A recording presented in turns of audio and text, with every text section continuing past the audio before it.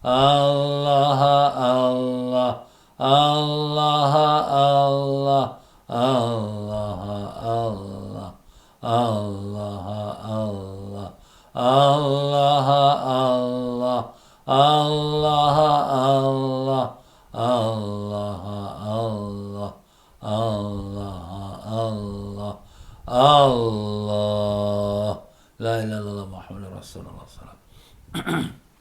Bismillahirrahmanirrahim. Alhamdulillah rabbil alamin. Allahumma salli wa sallim ala sayyidina Muhammad wa ala alihi wa sahbihi wasallim. Allahumma aftah alaina wa ala dhurriyyatina futuha al-arifin. Allahumma allimna ma yanfa'una wanfa'na bima 'allamtana wa zidna 'ilma. Allahumma ya mu'allima Ibrahim, allimna ya mafahima Sulaiman. Fahimna subhanaka la ilma lana illa ma 'allamtana innaka antal alimul hakim. ولا حول ولا قوة إلا بالله العلي العظيم وصلى الله على سيدنا محمد وعلى آله وصحبه وسلم. الحمد لله رب العالمين. الحمد لله رب العالمين وبه نستعين على أمور الدنيا والدين. اللهم صل وسلم وبارك على حبيب الرحمن والسيد الأكوان الحاضر مع من صلى عليه في كل زمان ومكان وعلى آله وصحبه وتابعه بإحسان. Rabbi shrah li sadri wa yassir li amri wahlul 'uqdatam min lisani yafqahu qawli. Assalamu alayka ya sidi ya Rasulullah. Assalamu alayka ya sidi ya Nabiyullah. Assalamu alayka ya sidi ya Habibullah. Madad, madad, madad ya Rasulullah. Assalamu alayka ya Sultanul Awliya. Assalamu alayka ya Sultanul Arifin. Assalamu alayka ya Sidi Syekh Abdul Qadir Jailani. Qaddasallahu sirrul aziz. Madad, madad, madad. Muslimin dan muslimat rahmakumullah. Assalamualaikum warahmatullahi wabarakatuh. Alhamdulillah, syukur kita pada Allah Ta'ala dengan limpah kurnia taufik dan hidayatnya telah diperkenankan kita sama-sama dalam menyambung pengajian kitab Al-Hikam di Masjid Al-Istighfar malam Jumaat ini, di mana kita pada malam Jumaat lepas Isyak kita mengadakan pengajian kitab Al-Hikam. Kepada mereka yang ada kitab Al-Hikam yang kitabnya lama ni, bolehlah dibukakan di muka surat yang ke-85, muka surat 85 pada kalam hikmah 61. Mereka yang ada kitab yang baru mungkin tak sampai muka surat 85, tapi pokoknya lihat kepada kalam hikmah yang ke-61. Mereka yang belum memiliki kitab hikam dan ingin mendapatkannya, boleh mesej kepada saya. InsyaAllah kita akan postkan kepadanya dengan harga $15. Ya, itu dengan harga post sekali. Jadi begitulah tuan-tuan dan puan-puan, kita menyambung kembali dalam pelajaran kita, di mana dalam pelajaran minggu lepas kita, di mana kita telah dibentangkan oleh Syekh Ibnu Athaillah Iskandari, semoga Allah Ta'ala mengangkatkan darjatnya dan melimpahkan rahmat pada rohnya, dan begitu juga kepada tuan penterjemah kitab ini Ustaz Salim Bahrasi, semoga Allah tinggikan darjatnya dan melimpahkan rahmat pada rohnya, dan kepada kedua guru kita itu kita hadiahkan dengan berkat syafaat Nabi sallallahu alaihi wasallam suratul Fatihah. A'udzubillahi minasyaitonir rajim. Bismillahirrahmanirrahim. Alhamdulillah rabbil alamin arrahmanir rahim maliki yaumiddin. Iyyaka na'budu wa iyyaka nasta'in ihdinas siratal mustaqim. Siratal ladzina an'amta 'alaihim ghairil maghdubi 'alaihim waladdallin. Amin. Ya, dalam pelajaran yang lepas, Al-Imam Ibnu Athaillah Iskandari rahimahullah ta'ala telah membicarakan tentang masalah dosa besar dan dosa kecil, di mana beliau telah mengatakan tidaklah dikira sebagai dosa kecil andai kata kalau Allah nak menghukum kita dengan keadilan. Ya, kalau Allah nak hukum dengan keadilan, dosa kecil mana pun akan menjadi berat, tak mampu kita. Katakanlah dosa kecil tu hanya duduk 1 jam dalam neraka. Na'udzubillah. 1 jam neraka. Dosa yang paling kecil sekali ialah azab yang paling kecil. Apa azab paling kecil? Iaitu dia letakkan tapak kaki kita di atas bara api neraka. Allah. Itu saja sudah menjadi otak kita mendidih macam air masak. Boleh tahan? Oh, manakah nak tahan? Na'udzubillah. Sebab itulah di sini ya, walaupun kita kata alah dosa kecil, dosa kecil kau sanggup nak masuk neraka, duduk atas bara neraka, pijak saja otak kau mendidih. Kalau tak sanggup jangan. Dan demikian pula Al-Imam Ibn Athaillah mengatakan, dan tidak adalah dikirakan sebagai dosa besar kalau Allah Ta'ala nak menghadapi kamu dengan kerahmatannya. Dengan kurniaannya. Jadi dosa besar, Masya Allah, banyak dosa, ya Allah. Tapi kalau Allah nak ampunkan kita, maka tak adalah tu sebagai dosa besar. Habis macam mana ustaz kita ni? Kita kena ada dua-dua pertimbangan. Antara dosa besar, dosa kecil, jangan kita sentuh sekali. Tapi harapan kita pada rahmat Allah sama-sama. Takut sama dengan berharap, sama-sama berat. 50-50. Tersangat takut sampaikan kita tak ada harapan pada Allah punya rahmat, tak boleh.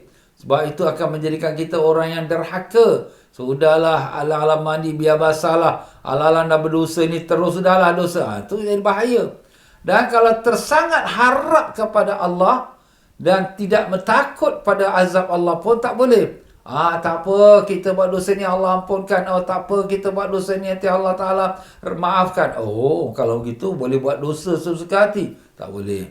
Kena ada dua-dua harapan dengan kita katakan iaitu takut. Ya, pada malam ini pula kita masuk dalam muka surat yang ke-85 pada kalam hikmah yang ke-61.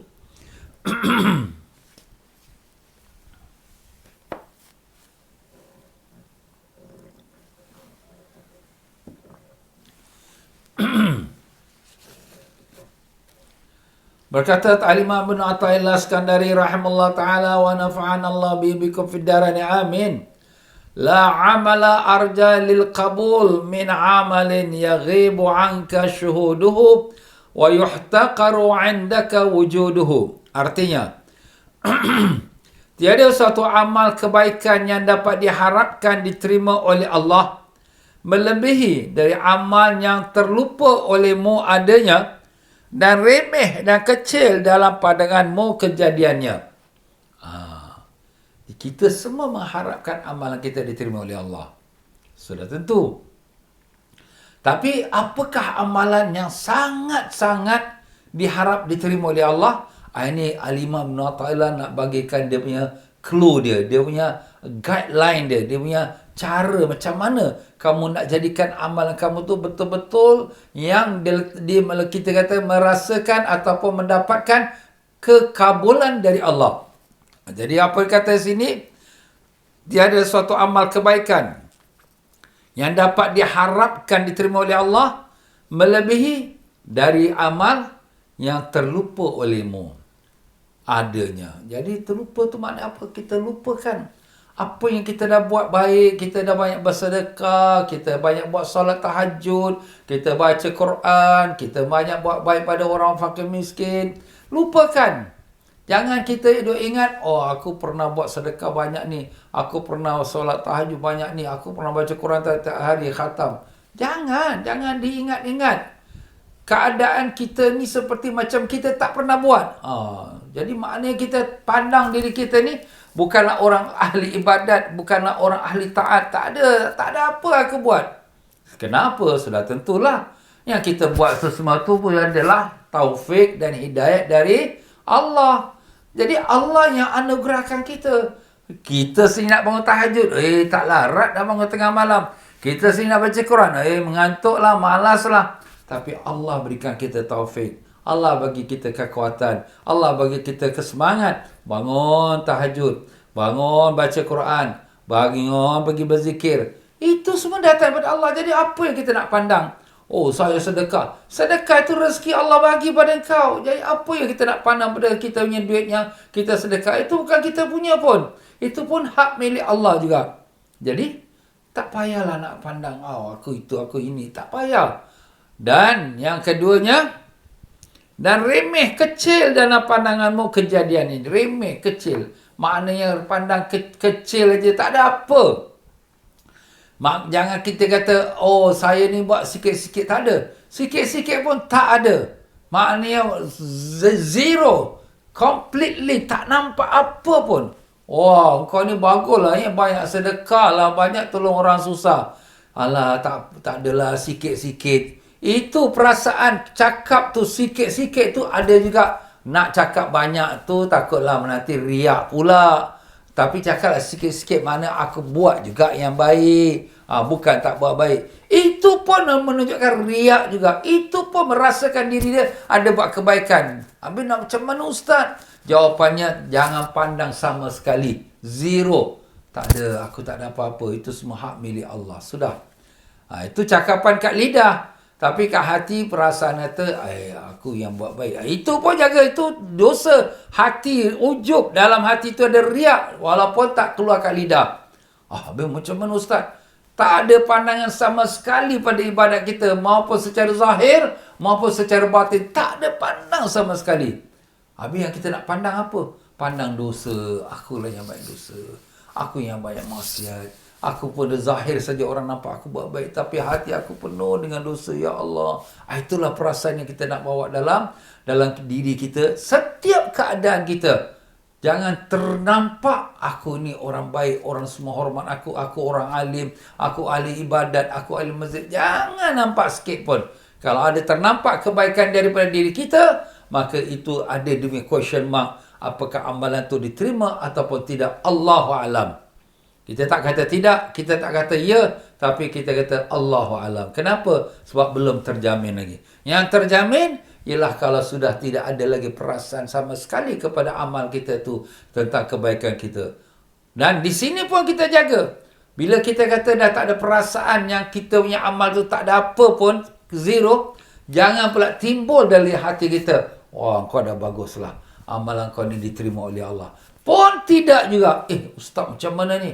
Ya, sebab bila kita merasakan kita dah bagus, perasaan dah bagus, itulah nafsu kita. Itulah perasaan ujub kita. Ya Allah, macam tu sekali. Ya, begitulah dia. Jadi makna completely zero, nothing. Tak ada perasaan pun aku dah dapat dah apa yang Ustaz dah ajar ni. Aku tak ada rasa sikit pun daripada amalanku ni. Ini semua hak milik Allah. Aku punya hati ni dah betul-betul dah serah pada Allah. Tak ada apa lagi. Wah, dah bagus dah. Itu perasaan dah bagus pun. Masih lagi kita kena buang kikis. Tak ada apa pun aku. Dosa yang ada pada aku. Itulah dia tuan-tuan dan puan-puan. Allah. Ya Allah, ya Tuhan kami mengaku akan kejahatan diri kami ini, ya Allah. Kami mengaku amalan kami masih banyak bercampur dengan riak, ujub dan sum'ah. Kami tahu Engkau sangat baik pada kami. Amalan kami yang baik Engkau paparkan depan mata manusia. Sedangkan dosa-dosa kami yang tertutup dalam hati Engkau tutupkan di pandangan manusia. Ya Allah, ya Tuhan kami bersyukur padamu kerana sungguh baik yang Engkau pada kami. Tapi kamilah hamba yang penuh dengan tipu daya nafsu kami, ya Allah. Bantulah kami, ya Allah. Pimpinlah kami, jangan sampai kami jadi hamba pada hawa nafsu kami, ya Allah. Jadikanlah amalan kami semata-mata mencari keridhaan-Mu, bukan untuk mendapatkan pujian dan sanjungan manusia, ya Rabbal Alamin. Dengan berkat syafaat Nabi kami Rasulullah SAW. Amin, ya Rabbal Alamin. Allahu Akbar. Ya tuan-tuan dan puan-puan, harapan kita hanya pada rahmat Allah. Tak ada apa. Kita ni pun dapat kita buat ibadat pun dengan rahmat Allah. Allah gerakkan kita, Allah berikan kita kekuatan, kesihatan, Allah berikan kita mata melihat, telinga mendengar, semuanya daripada Allah Ta'ala, ya Allah. Berkata Tuan penterjemah kita di sini, amal kebaikan yang pasti diterima oleh Allah, iaitu jika merasa bahawa amal itu semata-mata terjadi kerana taufik hidayat dari Allah. Itulah dia. Tak ada apa pun daripada kebaikan kita. Semuanya daripada taufik hidayat Allah. Dia yang punya. Dia yang beri kita hidayat. Dia yang gerakkan kita. Dia yang beri kita petunjuk. Dia yang bangunkan kita. Dia yang membawa kita datang ke masjid. Dia yang bawa datang kita depan pelajaran online ini. Dia. Semua dia. La haula wa la quwata illa billah. Tak ada daya upaya kita nak buat sesuatu kebaikan. Dan tak ada daya upaya untuk kita meninggalkan sesuatu kejahatan. Melainkan hanya dengan keizinan daripada Allah Subhanahu Wa Taala. Ya Allah, ya Allah. Dan kemudian dia tidak berbangga dengan amal itu. Dan tidak merasa seolah-olah sudah cukup baik dengan adanya amal itu. tu. Inilah antara sebab kenapa iblis, na'udzubillah, amalannya 70,000 tahun ditolak oleh Allah Ta'ala. 70,000 tahun. Duduk dalam syurga, setiap lapisan syurga semuanya ada bekas sujudnya iblis ni. Sampai malaikat-malaikat pun hormati dia sebagai seorang yang kuat ibadat. Tetapi iblis itu dilaknat dan dibuang dari syurga. Kenapa? Kerana dalam perasaan dia, hati dia, melihat amalan yang banyak itu, dia rasa dia yang paling baik. Dan ini tersembunyi, tertutup, sehinggalah Allah Ta'ala jadikan Nabi Adam AS dan perintahkan kepada semua penduduk langit dan bumi, sujud pada Nabi Adam. Maka sujudlah sekalian para malaikat, illa iblis, malaikat iblis. Iblis tak nak sujud. Aba wastakbara wa kana minal kafirin. Tidak mau dia, tak mau sujud. Dan dia takabur. Wa kana minal kafirin. Adalah dia dari golongan orang kafir. Allah Ta'ala tanya, ya iblis, ma manaka alla tasjuda iz amartuk? Kenapa kau tak sujud ketika aku memerintahkan pada kamu? Jawabnya, ana khairum minhu. Aku lebih baik pada Adam. Nampak? Perasaan dia lebih baik, itulah yang menjadikan dia tu sombong dan takabur, yang Allah rejam dia, buang dia daripada syurga. Amalan dia 70,000 tahun, tak ada nilai dan harga. Sehabuk pun tak ada nilai seharga. Itulah dia tuan-tuan. Kita ni tak sampailah 70,000 tahun. Tak sampailah 1,000 tahun. 100 tahun pun belum tahu lagi. Kalau sampai umur kita 100 tahun pun mungkin dah meletak-meletak dah. Allah, Allah, Allah. Habis nak bangga apa? Tak ada apa pun kita. Yang banyak kita apa? Yang banyak ialah dosa kita. Itu saja. Siang malam buka mata, dosa. Telinga dengar, dosa. Lidah bercakap, berdosa. Tangan kita type pun berdosa. Macam-macam dosa hari ni yang kita lakukan. Allah. Cuma Allah tutupkan dosa kita, tak nampak di mata manusia. Dan yang manusia nampak, wah kita ahli ibadat, kita belajar, kita mengajar, kita beramal, itulah kemurahan dan rahmat Allah. Malu kita pada Allah Ta'ala. Jadi dengan sebab itulah di sini, kita dinamakan orang yang diharapkan dia punya amalan tu, kalau dia tak ada rasa sikit pun amalan dia itu daripada amal perbuatan dia, dan tak ada rasa bangga dan tak ada ingat-ingatkan lagi pun, bahkan senantiasa merasa kekurangan. Berkata Al-Imam Ibnu Athaillah, berkata Al-Imam Ibnu Abidin, Ibnu Ajibah, dalam kitabnya yang bernama Iqazul Himam, syarahkan kepada hadis ataupun kitab Ibnu Athaillah ini. Beliau mengatakan bahawa, iaitu amalan yang diharapkan pengkabulannya itu ialah apabila amalan itu, sebagaimana yang dinukil daripada An-Nahrjuri rahimahullah ta'ala, tanda alamat amalan yang diterima oleh Allah, bahawa dia senantiasa melihat amalan dia itu tidak ada keikhlasan. Tak ada ikhlas. Ya, dia melihat amalan dia tak ada keikhlasan.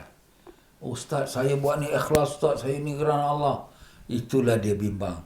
Kita bila buat pengakuan yang kita ni ikhlas, ini merupakan satu riak, ujub, mengaku kita ni baik. Ikhlas tu satu kemuliaan, satu sifat baik. Jadi kita mengaku, saya ikhlas, Ustaz, saya ikhlas. Itulah riak, itulah ujub, itulah kita menunjuk-nunjuk amalan kita. Di mana Allah nak terima amalan kita? Jadi orang yang diterima oleh amalannya diharapkan sentiasa melihat amalan itu tidak ikhlas. Ya Allah, aku ni hamba yang banyak kesalahan. Salat aku, ibadat aku banyak bercampur dengan riak, ujub semua. Ya Allah, rasakan kesalahan tu lebih banyak. Bahkan kebaikan tu tak ada. Zahir orang lihat aku seperti orang baik, tapi batin aku penuh dengan riak, ujub semua. Ya Allah, maafkanlah aku, Ya Allah. Itu perasaan dia. Itulah ketiadaan ikhlas di dalam amalannya. Wal ghafla fi azkari, dan dia lupakan sekalian apa yang telah dia buat amal. Dia telah banyak bersedekah, dia telah banyak tolong orang, dia telah bangunkan madrasah, dia telah bangunkan masjid, dia telah banyak berzikir, banyak berselawat, banyak dia bertahajud. Dia lupakan. Maksud dia lupakan tu tak ada nak ingat-ingat, tak ada nak sebut-sebut. Ini madrasah saya bangunkan. Oh, ini masjid saya tolong. Oh, ini orang miskin saya bangun. Tak ada nak ingat-ingat. Ya. Maka dia lupakan sekalian apa kebaikan dia.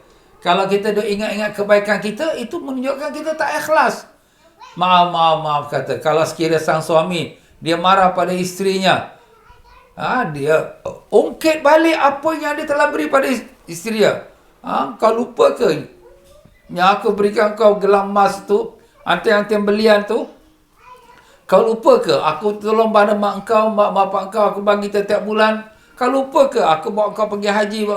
Kita mengulangi kebaikan kita yang kita beri pada isteri. Umpamanya, itu sudah tidak ikhlas. Itu mengungkit. Orang yang mengungkit, mengingat kembali kebaikan dia, amalan dia tu tak diterima Allah. Habis semua. Sia-sia saja. Ya Allah. Habis dah kita dah terlajak macam tu, Ustaz. Minta ampun kepada Allah. Allah tu Maha Pengampun. Kerana kejahilan kita, kerana kebodohan kita, kita terikut dengan kehendak nafsu kita. Jadi dengan sebab itulah sini, kita perlu belajar. Tengok tuan-tuan, pelajaran tasawuf ni. Kalaulah sekiranya kita belajar fikir, dan kita belajar tauhid, tetapi kita tak belajar tasawuf, kita punya amalan kita semua seperti air yang dituang di daun keladi. Sia-sia. Sebab apa? Perasaan nafsunya masih jahat lagi, masih penuh dalam hati kita. Allah. Dan demikian pula dia punya perasaan wadoksanu fi sidqihi, dan dia merasakan kekurangan dalam kebenaran dia, dalam jiwa dia, kebenaran sifat-sifat akhlak yang baik. Dia rasakan kekurangan.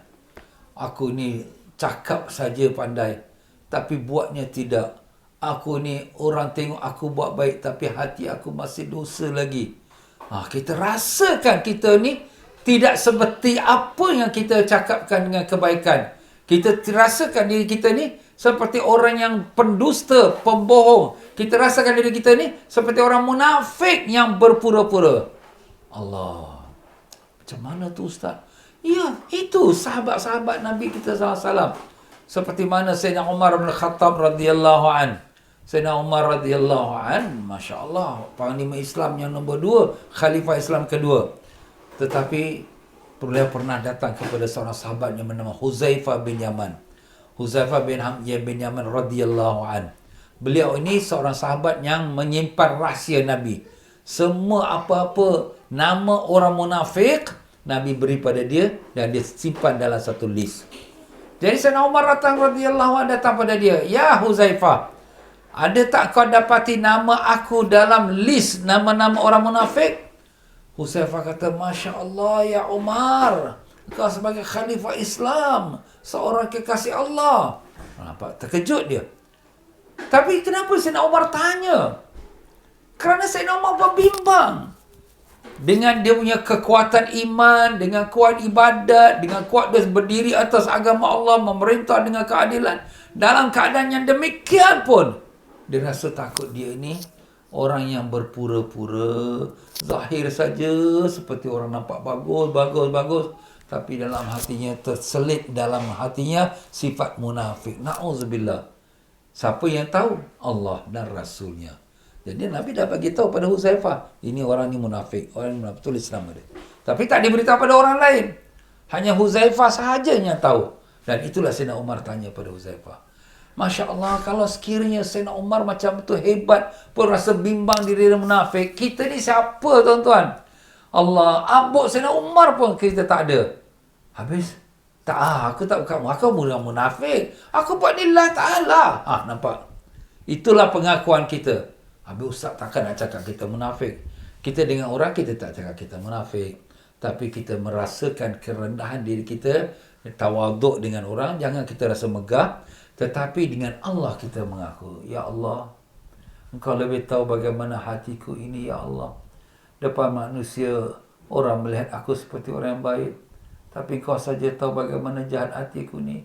Hati aku yang penuh dengan sifat munafik, yang hanya pura-pura depan manusia. Tapi dalam hati penuh dengan riak, ujub dan sum'ah.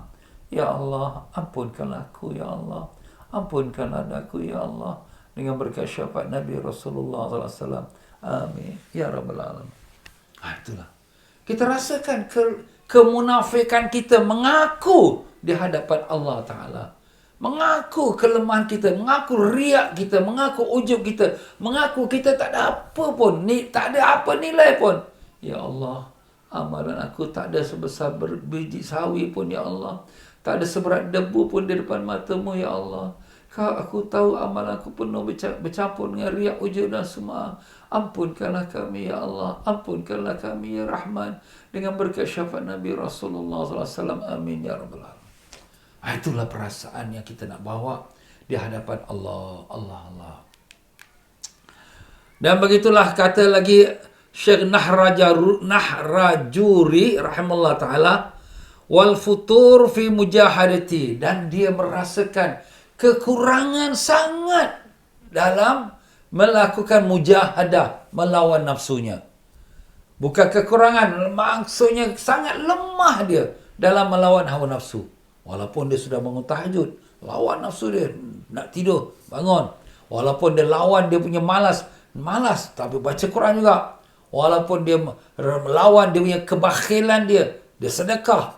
Tapi dalam masa yang sama juga, dia rasakan kelemahan dia dalam berjuang melawan nafsunya.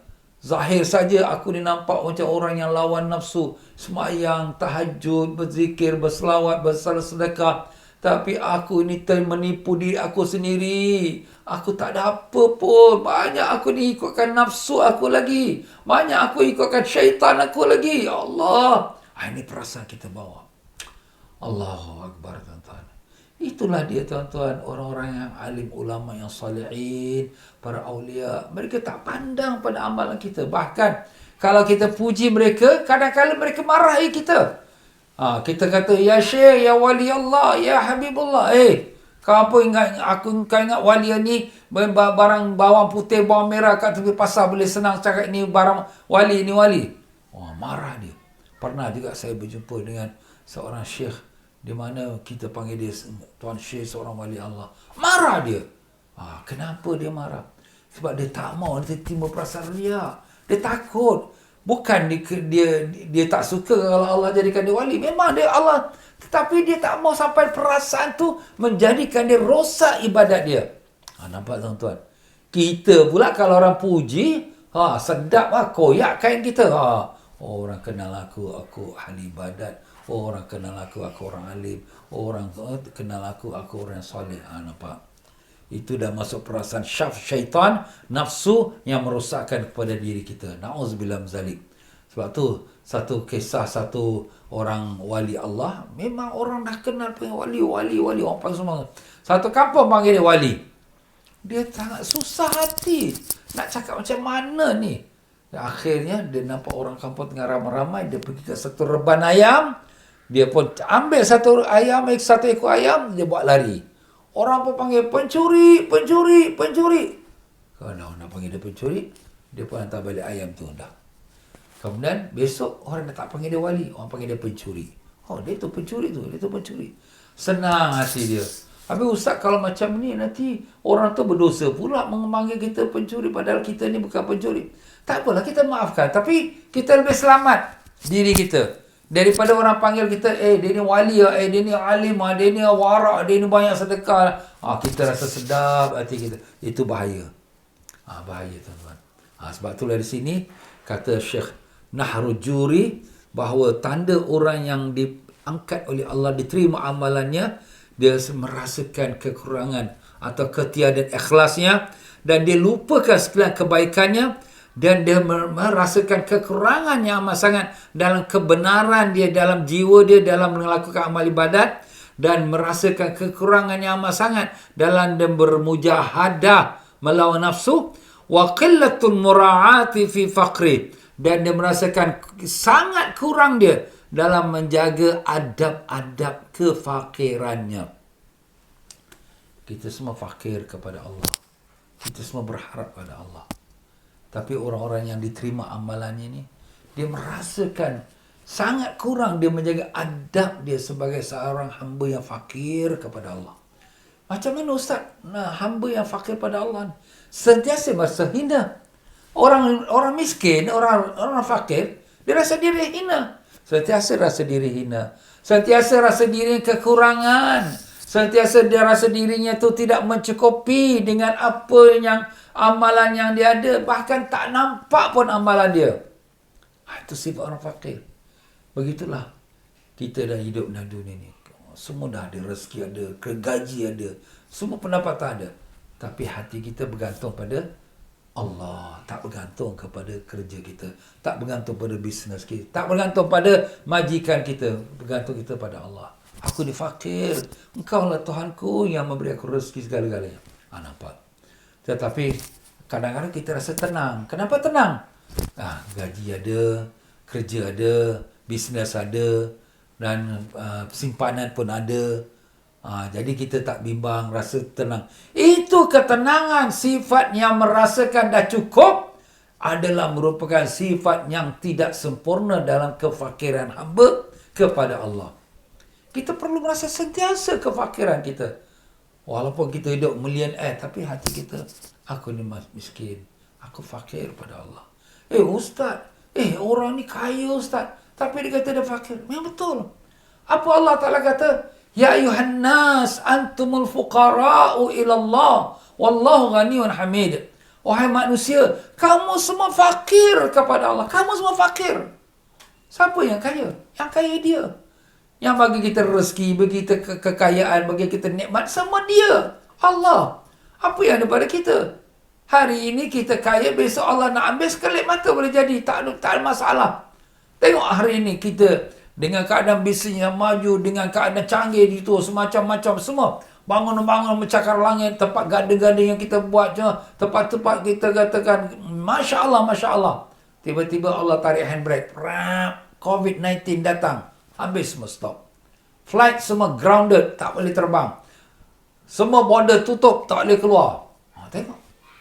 Setengah-setengah negeri, macam negara jiran kita, nak jalan jauh pada rumah, nak pergi rumah, adik-beradik pun tak boleh, lebih daripada 10 km. Kerana COVID. Tengok. Allah boleh lakukan dengan sekelip mata saja. Jadi begitulah dia tuan-tuan dan puan-puan ya. Kita dalam melakukan amal ibadat, kita semua mengharapkan pengkabulan dari Allah. Tapi pengkabulan Allah yang sangat diharapkan apabila seorang hamba tu dia beribadat, dia tak nampak itu daripada perbuatan dia, bahkan dia nampak semua tu daripada taufik, hidayat daripada Allah. Allah yang gerakkan dia, Allah yang beri dia bangun tahajud, Allah yang bagi dia rezeki untuk dia bersedekah. Bukan hak dia pun, semua hak milik Allah yang dia sampaikan. Bagi dia banyak sekali kekurangan dalam dia punya amal. Bahkan amalan dia zero, tak ada apa pun. Bahkan ikhlas dia pun tak ada apa pun. Zero ikhlasnya. Bahkan dia tu sangat lemah dalam melawan nafsunya. Bahkan dia tu seorang yang sangat munafik, yang berpura-pura. Allah. Masya Allah. Ya Allah, ya Tuhan kami. Ampunkanlah kami, ya Allah. Pimpinlah hati kami untuk jadi hamba yang Kau ridai. Kami tahu kami jauh daripada sekalian sifat-sifat yang kami dengarkan. Hamba yang Kau terima amalannya. Tapi kami tahu Engkau lah yang maha berkuasa. Kau mengubahkan hati hamba-Mu dengan hati yang baik, dengan sekelip mata. Itulah Engkau maha berkuasa. Ya muqallibal qulub, thabbit qulubana ala dinik. Ya musarrifal qulub wal absar, sarrif qulubana ala ta'atik. Wahai Tuhan yang membalik-balikkan hati, tetapkanlah hati kami atas agama-Mu. Wahai Tuhan yang membalik-balikkan hati, balikkan hati kami kepada taat pada-Mu secara zahir dan batin. Dengan penuh keikhlasan mencari keridaan-Mu. Terimalah kami dengan rahmat-Mu, ya Allah. Terimalah kami sebagai dengan belas kasihan-Mu. Janganlah Kau pandang pada amalan kami, tahu kita akan pasti Kau melihat banyak kelemahan dan kekurangannya. Tapi pandanglah pada kami dengan rahmat-Mu, ya Allah. Pandanglah pada kami dengan belas kasihan-Mu, ya Rahman. Dengan berkat syafaat Nabi kami Rasulullah sallallahu alaihi wasallam. Allahumma amin ya rabbal alamin. Allahu akbar. Jadi begitulah dia tuan-tuan dan puan-puan, kata-kata yang dikutipkan daripada kitab Syarah Hikam tu telah sangat banyak menjelaskan kita. Maka kembali kita daripada kitab Hikam di sini tadi yang kita dah baca.